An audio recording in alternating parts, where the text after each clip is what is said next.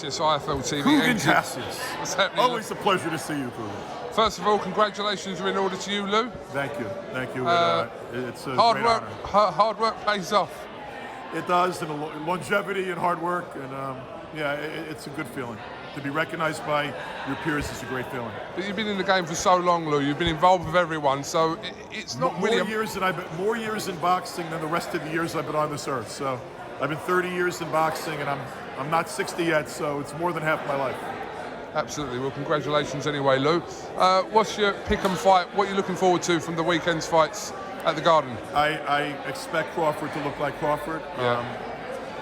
You know, Mean Machine's a solid fighter, but I don't really see how he's going to win. I think the best fight of the night is Comey Lopez. I think that my guy is more experienced. They both have punching power. They both are greatly skilled.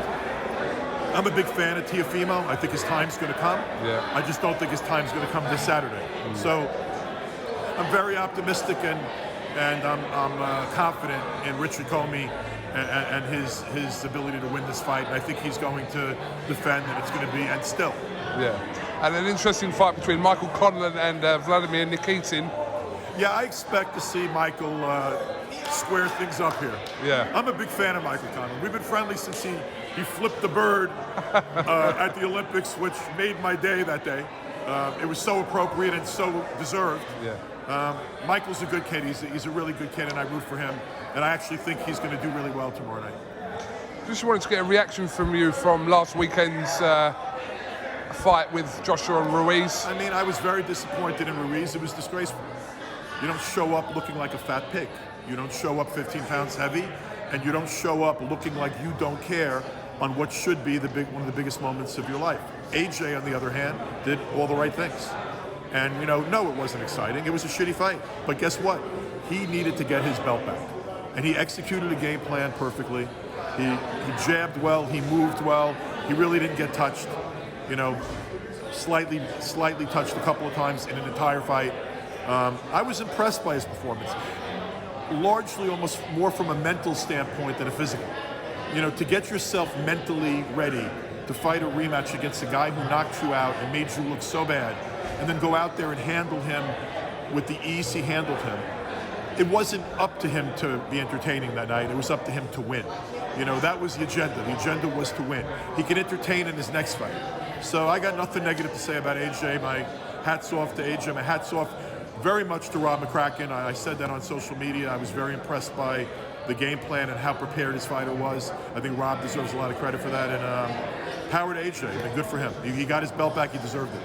And just finally, attention in the heavyweight division will now turn to Feb 22nd, where we're expected to hear the formal announcement of Wilder and Fury, the rematch, any day now. So that's what's next. You know, and the funny part about that fight is we're all eager to see it, but we all know the same thing. If it's a decision, Fury's going to win. If someone gets knocked out, it's likely to be Tyson. And I have a feeling that at various points in that fight, Fury will be up by a lot of points, particularly if the fight keeps going rounds. But can he go 12 rounds without being touched by that animal? And I don't think so. I think he's going to get touched. Now, I thought he was touched pretty severely in his last fight. He got up like the Undertaker in Worldwide Wrestling Federation. But it should be a really entertaining fight, and you can't have more of a clash of styles. You know, I know there'll be a lot of people in the UK betting a lot of money on Tyson Fury, and I understand it, but they better be gulping for 12 full rounds.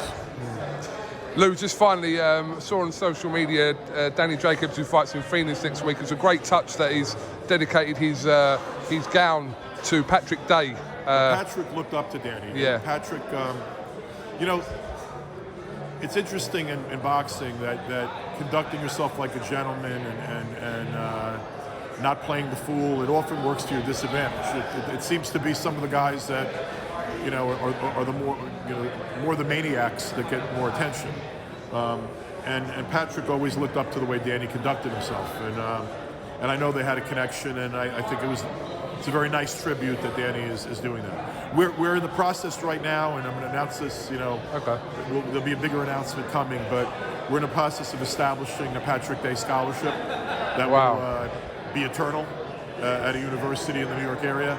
We're going to have more to say about it soon, but we're going to be raising money for a Patrick Day scholarship fund, and you know, we want Patrick's legacy to continue. He was a great kid, a college kid, a kid that valued education, but also someone that treated people with respect and carried himself with dignity.